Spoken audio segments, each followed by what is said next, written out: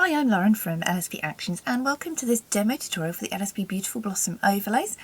Before we get started, I'm going to show you how you can install, unzip and get started with these or any of the LSP Botanical Overlay sets because they all work in the same way. So after downloading your floral pack from the LSP Actions website, you'll have a zip folder. You may have more than one zip folder depending on what you've downloaded and how many you've downloaded, and you'll have the actions. This action set's a bonus, it comes with them and it's going to help you apply and mix and blend your florals, or you can do them by hand, entirely up to you. The actions are just here to help. The actions are the same whichever floral pack you have because they work in the same way. So let's get started popping the actions in first. With Photoshop open you can just double click the actions and they'll pop into your actions panel. If you have any troubles with this you can visit the LSP Actions website, lsp-actions.com. On the video tutorial library under the installation guides you can find out lots of different ways to get Photoshop actions in. They will appear at the bottom of your action panel. And if you're in grey mode and you wish to go over into coloured mode where I've colour coded them for you in button mode, you come up to the little menu at the top, little lines, hit button mode and they'll pop up in button mode, which means they're coloured one click.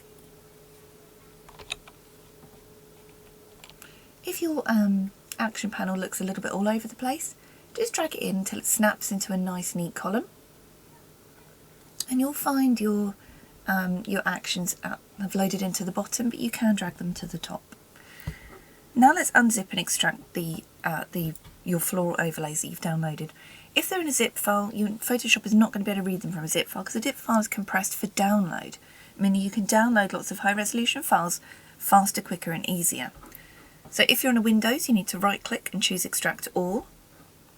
If you're on a Mac, you can use your Archive utility. Either way, make sure you're extracting them to a brand new folder that's open. It doesn't have the zip icon, it's not locked in any way, shape or form, it's an open folder.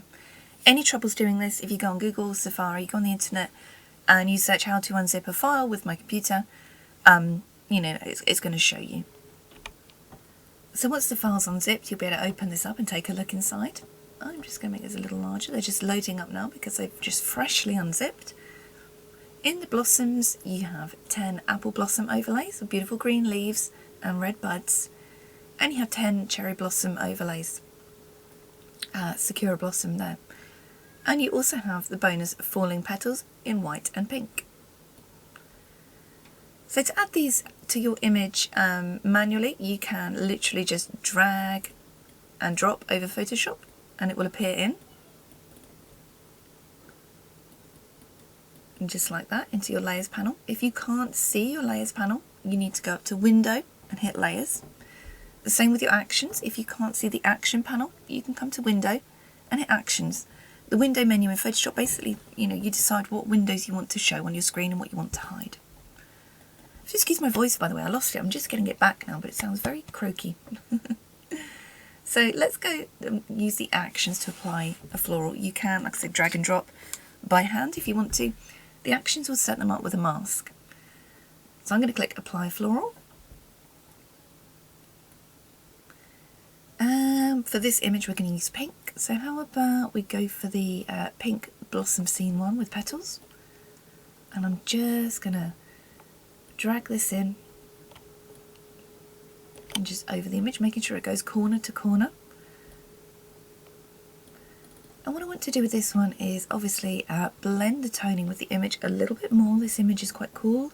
So on the click and edit floral, as long as you've clicked the floral you've just added or the one you want to edit, these actions will work with it. So I'm going to hit Tone Lavender and that's going to add this pinky tone. It goes much more with the pinky lavender tone of these petals in the background. I'm also going to hit Darken Down. With any of these you can play with the opacity, the open layers. So you can play with this just to kind of get it working exactly with your image. I'm going to click back on this blossom I've just added and I'm going to choose a blur paint. Make sure, especially for blur paints and things, that you're actually on the blossom you want to, or the flower or the floral overlay that you want to edit. Otherwise it's going to apply blur to whichever layer you select. I'm going to hit blur paint you choose.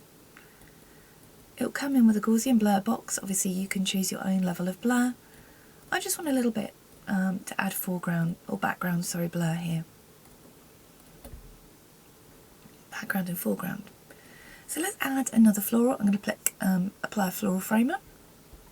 Let's go for another blossom. I really want a branch that's going to look like she's, you know, putting her hand up to it, because there's nothing there in the actual photo. How about we use this one, Pink Blossom Side 6. And I'm just going to make sure that lines up with the edge of the image.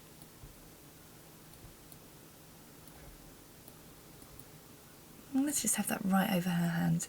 We want to kind of look at her eye direction where she's looking, about here. And again with a little bit of the lavender toning, so it just goes with this whole image. Maybe a tiny bit darker. Again, I'm going to take the opacity down on the darkness layer.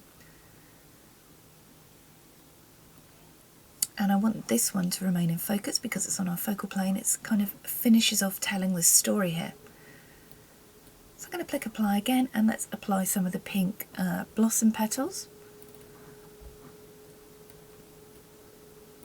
Get them down to size. And let's put them here, and it looks like she's catching some petals. Let's pop another one of these in.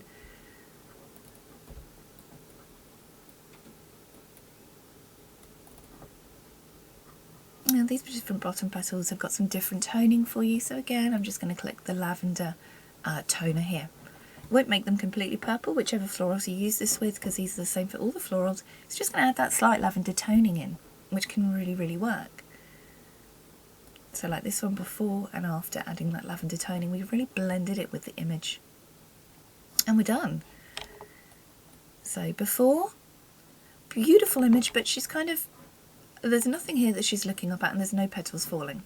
So we've added them for her and made this really gorgeous scene. On the finishes, these are populating actually as I'm recording the tutorials, but you can use the pink Blossom Wash if you wanted to. And what this is going to do, it's just going to play out and add a beautiful pink finish to your image. This is in an open group, so you can open up and you'll see these different layers that are added in.